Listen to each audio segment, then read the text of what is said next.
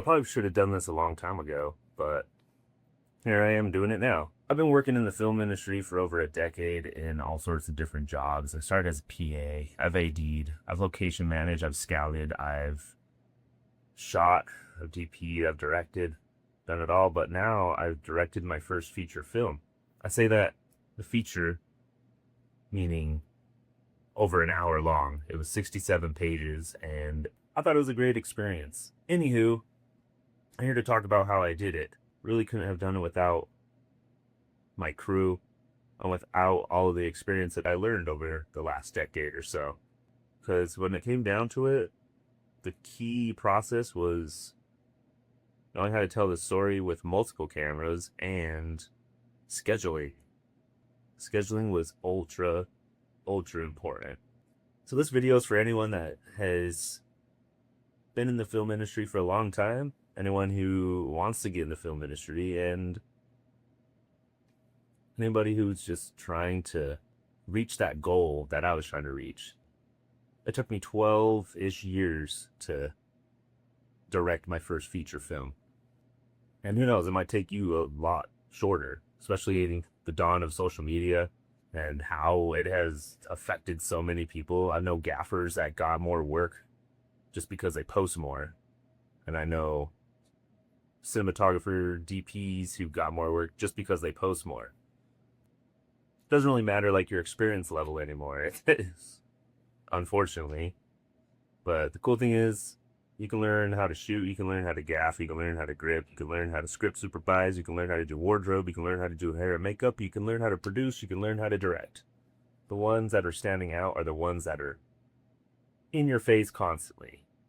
If you feel like you're being annoying, you're not. So let me just get back to how we were able to shoot 67 pages in 5 days. So when I say scheduling, I mean scheduling. I also mean shot listing every single scene. Every single scene. Going through the script multiple times, replaying it in my head, and replaying how the day's gonna go in my head. Sure, that might sound boring, but it's very crucial. You need to know how your days are going to play out. And sure, that might be the AD talking in me and maybe would affect the creativity I could have going on. But to shoot 67 pages in 5 days, you're going to need to think a little bit like an AD. Just a little bit. Because I was really the only one with that much experience on this set. It was my responsibility to schedule it. I didn't want my crew, first off, they were getting a reduced rate, so I did not want them to be going over 12 hours. And we made it. We did not make anyone go over 12 hours. Well, I did every single day. But as far as my crew goes, they all stayed underneath that 12. I definitely did not want people to be pulling 14, 16, 17-hour days for a movie. That's just unfair of me to ask. And so I made a point to schedule this thing to a T. Granted, I didn't get all the way through it before day one, so luckily I had a great assistant director, Brody Briggs, who has never actually done it before. I was able to guide him and teach him everything I knew about scheduling and making films work and stuff like that. He also was able to work with Brittany Hale, who was the wardrobe girl, and Aspen Rain, who was our makeup artist, our special effects makeup artist, and together they're able to work to make sure it made the most sense and we weren't wasting time with wardrobe changes or makeup. And since we had some heavy special effects makeup that we needed to do, we had to make sure we were going in the right direction as far as scheduling that. For instance, we had fresh scars on our actors, all bloodied up. We got rid of that first. We just made it work for each department. We had our grip and electric crew always ahead of us, lighting the next location for us. And so we could come in do a couple tweaks with our gaffer Blake, get our shots off, and just shoot. Take a look at the schedule. There's a lot. There was a lot to go over. And I think the wild thing is that I was meant for this project. Over the last decade, I was honing my skills and learning the side of production that people avoid. And I was just honing in my skills in other ways. I was directing music videos. I was directing mini documentaries for brands. I was directing ads, commercials. I was working with other directors. And so taking everything I learned over that last 10, 12, 13, 14, 15 years is what brought me to be able to take on this challenge. And that challenge it was.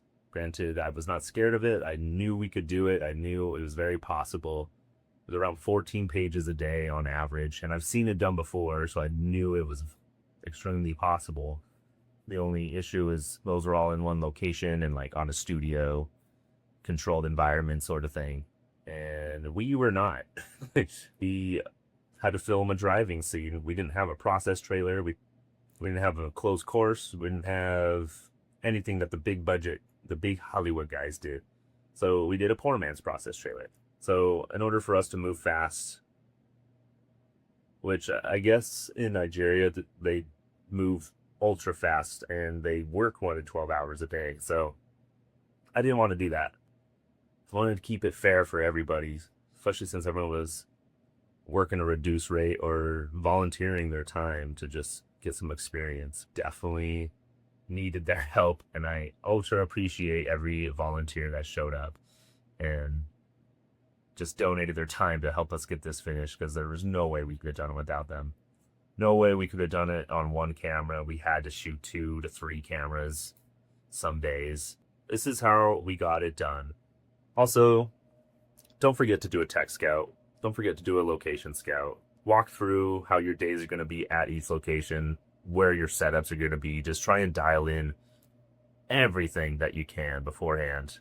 Otherwise, you're just going to be wasting a lot of time on set, and you don't have that much time. Sure, 12 hours sounds like a lot, but it's really not. You get 20 minutes here, 20 minutes there, 20 minutes there. You're already an hour wasted, essentially. So if you spend 20 minutes on your tech scout, blasting through a scene, just choosing your setups on an app like CAD Rage or some other camera emulation app, you're going to thank yourself.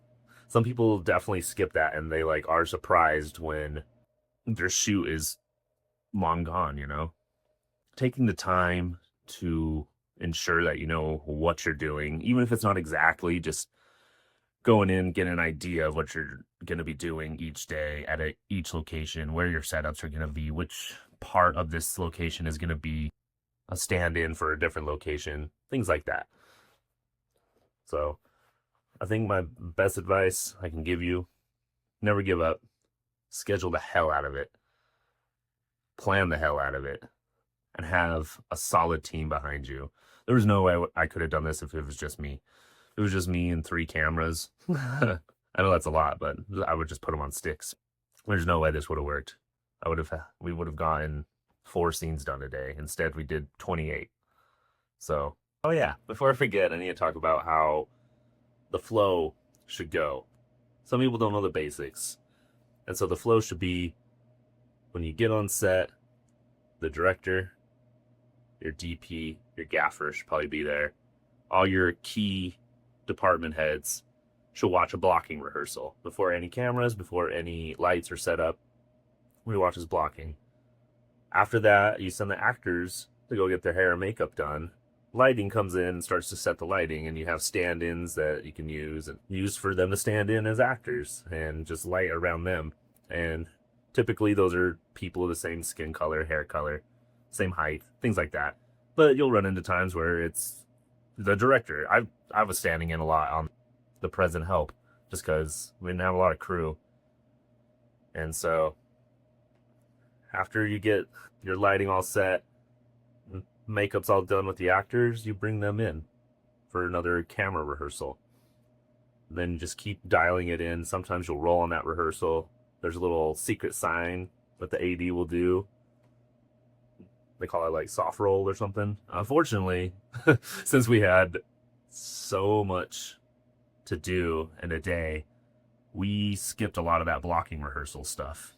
Before we set up in a scene, if the actors were there, I'd be like, okay, this is what you guys got to do. We'd send them away. Camera will come in. We'll take like 10 minutes because lighting was already set. Kinda, we just needed to tweak it a little bit. We would try and get the actors back in under 10 minutes and get straight to shooting. I don't recommend that, but that was the way our schedule had to be. There were some scenes that we dialed in, such as like the climax. There was some emotional scenes that just needed that little extra touch. That's when we actually had the proper rehearsal time. You gotta break down the basics.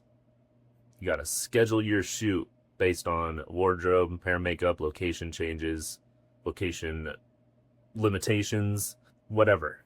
Everything that is going to affect the schedule, your AD and producers will take care of that. If you don't have that, then you gotta take care of it, unfortunately. Luckily enough, I only had to do the schedule until we started shooting. And then after that, it was all in the AD's hands. This video is for anyone who's been curious about the process of filmmaking, trying to dial in their filmmaking process, someone who has been a PA or an AD and is trying to break into that directing world. Just don't give up.